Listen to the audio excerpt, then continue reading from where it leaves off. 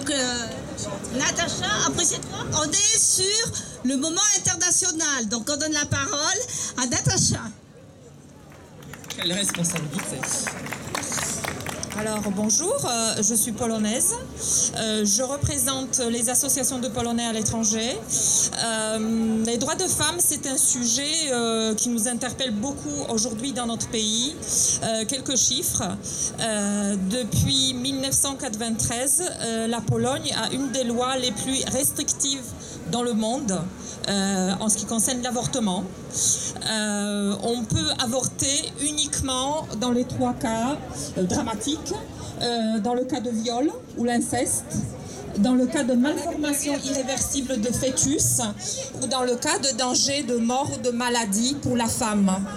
On ne peut pas avorter dans tous les autres cas. Vous imaginez ce que ça implique.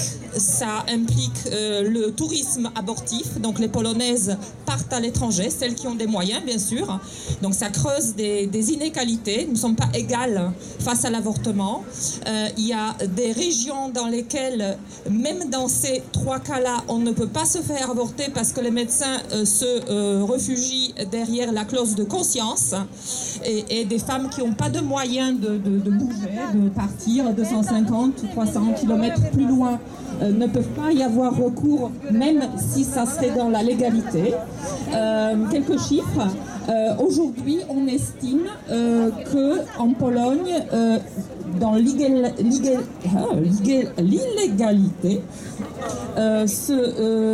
il y aurait, les associations estiment, il y aurait entre 100 et 150 000 cas d'avortement, donc qui se font ou bien dans la clandestinité ou bien dans les pays limitrophes. Donc la clandestinité, évidemment, ça implique le danger de maladie ou de mort pour la femme. Donc il y a aujourd'hui des femmes qui meurent en Pologne, dans un pays qui est membre de l'Union européenne depuis 2004. Donc les Polonaises sont quand même nos voisines proches. Il y a des femmes qui meurent aujourd'hui des suites de l'avortement illégal. Selon le gouvernement, donc je vous ai donné le chiffre, 150 000, en Pologne se pratiquent 1000 avortements. Donc les autres, c'est-à-dire la totalité, c'est des femmes qui avortent quand même et qui sont obligées si elles ont les moyens, d'avoir recours à toutes sortes de pratiques illégales qui le mettent en danger, qui mettent en danger les médecins, qui peuvent être emprisonnés, qui mettent en danger les personnes qui les aident, donc les gens qui les transportent jusqu'à l'endroit où va se pratiquer l'avortement, etc. Donc il est absolument indispensable aujourd'hui que l'opinion internationale se mobilise sur ce cas-là, puisque ce qui se passe en Pologne aujourd'hui, en Irlande et en Malte, donc c'est les 3 pays avec la loi très restrictive concernant l'avortement. Que ces pays-là commencent quand même à respecter les droits humains, puisque l'accès à l'avortement est un droit humain, on ne peut pas le nier au XXIe siècle. Voilà, donc je vous invite à lutter à nos côtés, c'est extrêmement important pour nous, nous nous sentons un petit peu seuls. Voilà, donc je vous remercie.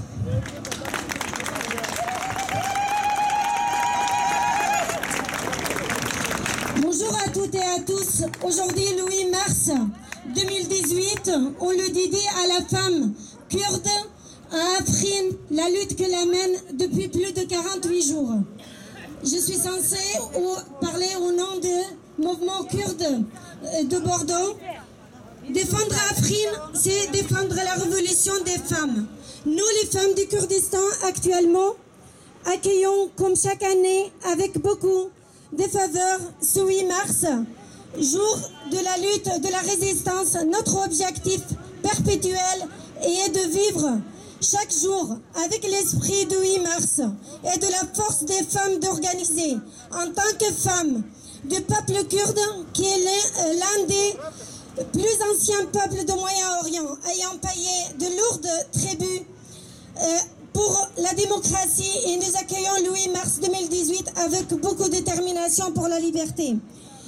Nous prenons pour base la liberté des femmes du Moyen-Orient ainsi que du Kurdistan, de la liberté des peuples opprimés, de la lutte pour la démocratie, puis l'égalité, en créant l'auto-organisation des femmes, en se baptisant grâce à celles qui se sacrifient leur vie.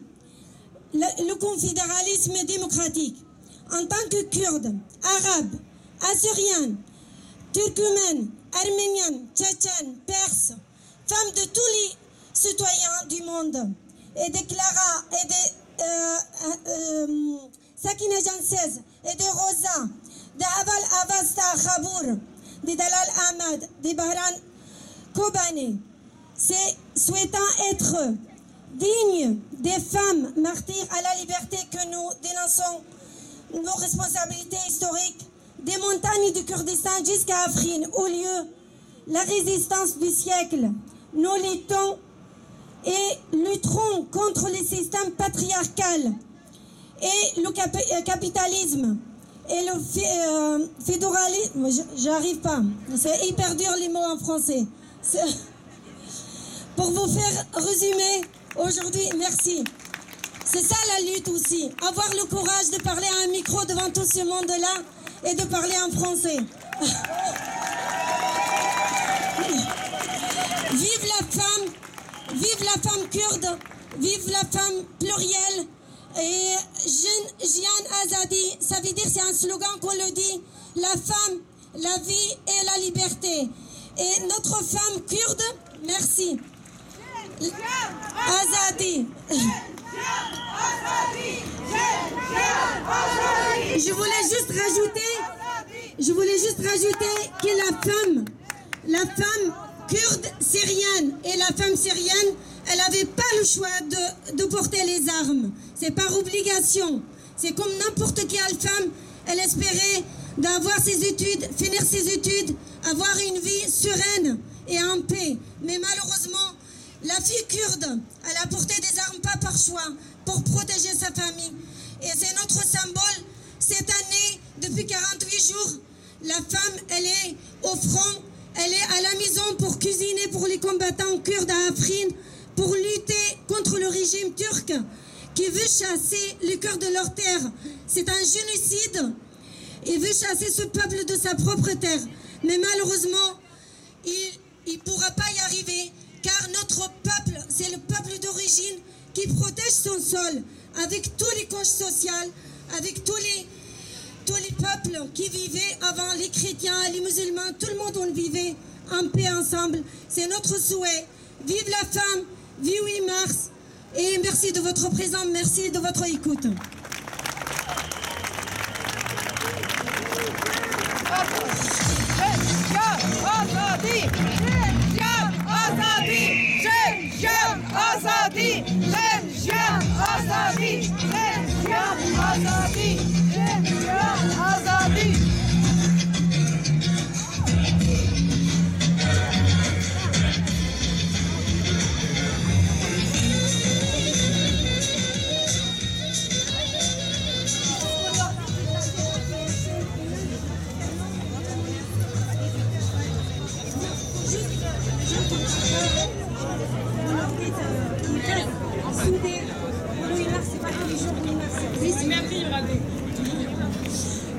Bonjour à tous et bonjour à toutes. Donc nous représentons le planning familial. Le planning familial qui se bat tous les jours pour et avec les femmes. Donc on est une association militante, féministe et d'éducation populaire. Et nous recevons quotidiennement des femmes victimes de violences